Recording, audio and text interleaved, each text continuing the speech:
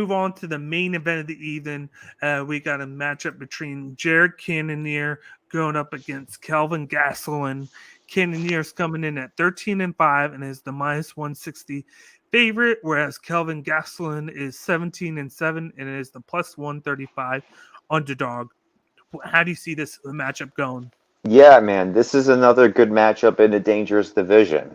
Both fighters are coming off of a loss to Robert Whitaker, and both could get a shot at the title with a win in this fight. This is a win-win for Kelvin Gastelum. If he wins, he gets a title shot. If he loses, he stays where he's at.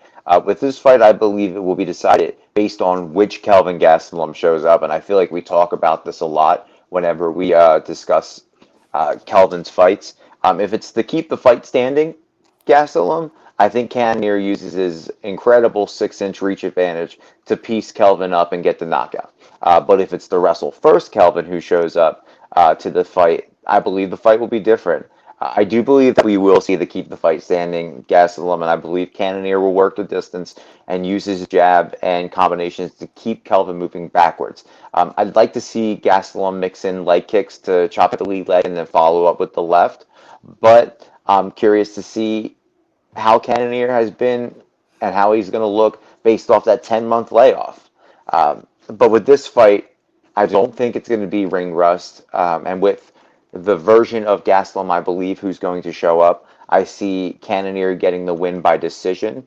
I don't think he knocks Gastelum out. His chin's very good. He hasn't been knocked down in his professional career. So I'm going to go with the decision. This goes all 5 rounds.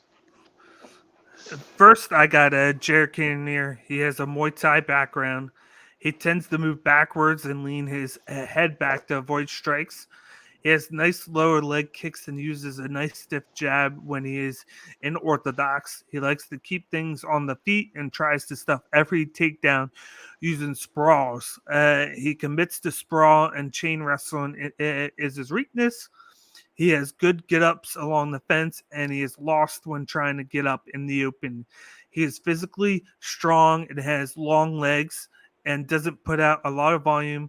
And one of his favorite weapons is his feints and his matchups. Then you got Calvin Gastelum, who's a southpaw who likes to be on the front foot and pressuring the issue. He is really good at countering and he has really fast hands. He uses the jab at times and the ones and twos. He tends to not check leg kicks at all and often leaves his right hand low around the hips, which leaves himself open for shots. He tends to telegraph his striking patterns when he is leading the fight, whereas he is stronger and more unpredictable when he is reacting to his opponent's offense. Calvin likes to lower his level when he is in kickboxing range to go for combinations, which isn't the best tactic, but he likes to use the body lock and wrestle wide, and he has an underrated guard game. His chin is one of the best in the business. He has good cardio and great get ups. He needs to improve his takedown defense, and he has bad grappling tendencies on the mat. I think with this matchup, it's going to come down to a couple of scenarios. How's Cannonier going to fight against Gastelum if he's trying to wrestle? Yeah. With Cannonier, he likes to back up. He likes to back up, keep the range, and then see how the fighter's going to react to him. If they come forward at him, he's just going to back up like this and throw the jab or throw the leg kick to counteract them. And that's going to be one of his best moves in this. Or is it going to try and come forward and then try and knock him out, which I don't think is the best scenario for him. Uh-uh. Whereas with Kelvin Gastelum, it's always the age-old question with him. Is he going to wrestle or is he going to try and stand up and trade with his opponent? Yep. Because whenever he wrestles, he always has success. Yep. That's his bread and butter. It's just that ever since he had that fight with Adesanya, and the success that he had in that matchup, he's been known to want to stand up and act like a man and then try and knock people out instead of using his strongest point to his game. And I think he's going to go back to that because he knows that Cannonier is weak against the takedowns. You could see that just in like matchups against Whitaker, who's known for his boxing, but he was able to take down Cannonier whenever he wanted to. Yep. And to kind of keep Cannonier from getting any game going at all. He limited Cannonier. And then Gastelum, he can pour on volume. I think what he's going to do is he's going to come in, blitz Cannonier, throw some strikes at him, and then whenever he sees Cannonier backing up and going to throw the jab, he's going to duck under it and go for the takedown and take the fight to the ground. And he's going to be able to just manage the time because this is a 5-round fight. He's going to be able to rack up the volume on the ground with the ground and pound, and then just kind of lay there and see if he can wear out Cannonier, because Cannonier is going to be on his back a lot if he does the wrestling. But if he doesn't do that for some odd reason, which I would be perplexed and surprised by, because that's the best chance of victory, there's a chance that Cannonier could land a backwards strike that just knocks out Gastelum somehow, or hurts him to the point where he gets knocked to the ground and finishes him. I just don't see it happening because Gastelum, even with all these fights, there's only been one fight where I saw him really get knocked out, which I think was I forget which fight it was in the past couple of fights. But at the end of the day, I'm actually going with the underdog. I'm going I figured Gastelum. that. Yeah, and I have him winning by a unanimous decision, just for the fact that I think he's going to go back to the bread and butter wrestling. He's going to control the mat. He's going to rack up the volume. And with Cannonier not doing that much volume to begin with, because he relies on those counter knockouts, I got Kelvin Gastelum sneaking out with the victory over the number 3 ranked fight in the division, and that's going to shoot him back up in the rankings. And let's just say the second time's a charm with playing a guy in the top 3 when he's down that low. All right. Listen, man, this was a tricky one. This was Yeah. The odds tell you it itself, right? Like, this is a very close call. Kelvin Gastelum is never really like the overwhelming underdog. You know what I mean? Yeah. He's always in the fight because he's a dangerous fighter. It's just like he's streaky and we don't know which one shows up. I honestly think that the winner of this fight, regardless of if it's Cannonier or Gastelum, if Gastelum wins, he jumps right up to 3. I think 3 or 4. And Cannonier, it's probably 3. Cannonier drops down.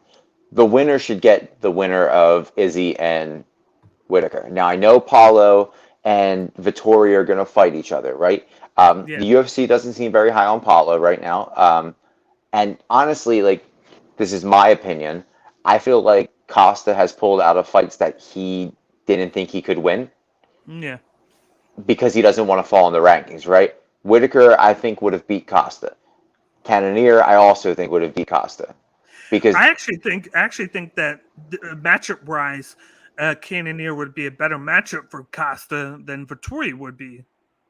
Just because the backwards movement of Cannonier favors Costa, who's a knockout guy, and then he can take people down. He just favors his hands, whereas with Vittori, Vittori could take down Costa, and he's a forward guy in himself too. So it's going to be like a clash of titans basically in that matchup.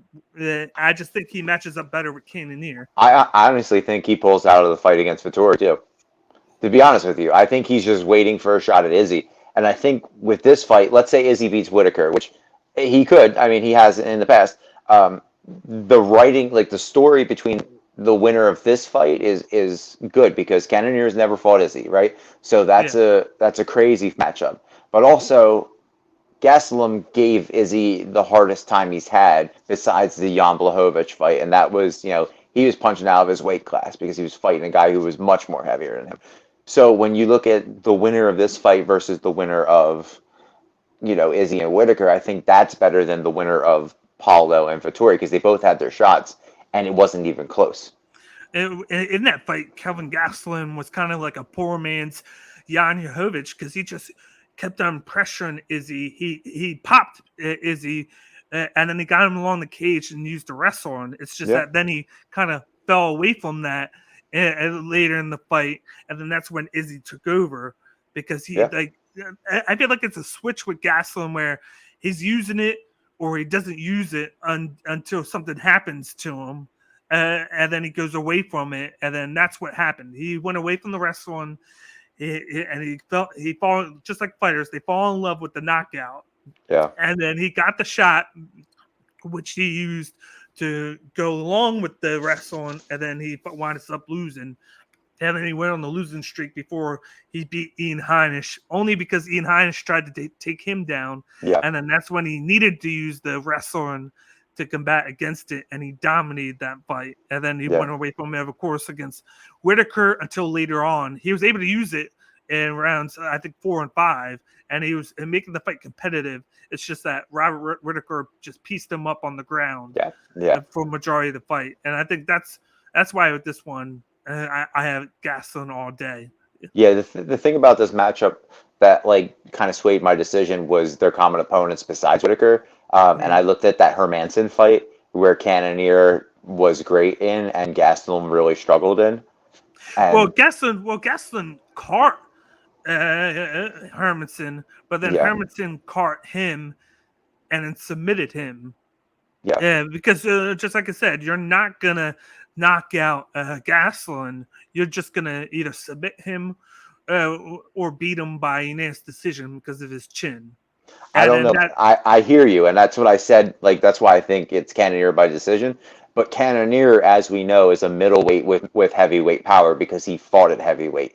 yeah, You know what I mean? So this is a yeah, guy whose hands are steel, and his power is. You know, everybody talks about how Cyril Gane moves like a middleweight, right? yeah, Jared Cannonier was a heavyweight, and yeah. now he's fighting at middleweight, so he It's still has that power. I think the thing that's missing with him is the volume. He tends to have low volume in his fights. Yeah. Well, he's a So counter striker. yeah, so if you think of that, just think of Uriah Hall. He can knock people out. He can last fights, but he's a low volume in himself. Yeah. It's the And then you same get someone like scenario. Strickland. Yeah. And then you get a guy like Strickland who just keeps pressuring forward, can wrestle, but values his striking more, and then he takes a lot of damage. Yeah. And like I'm not comparing Gastelum to Strickland, but the scenarios are the same. And then Yeah. in the end, unless you get knocked out, it's always going to favor the guy with the more volume. And even if he doesn't use the wrestling as much as he should, Gastelum should be able to put in more volume work than Cannonier. Yeah. The only threat is the knockout, which I doubt. To me, I doubt it's going to happen. Yeah, I mean, this might be a bet for me though. I might put some money on a knockout just because Yeah. the history with Gastelum not being knocked out professionally. So we'll see. We'll see what happens. But either way, this is going to be a huge fight. I'm looking forward to it.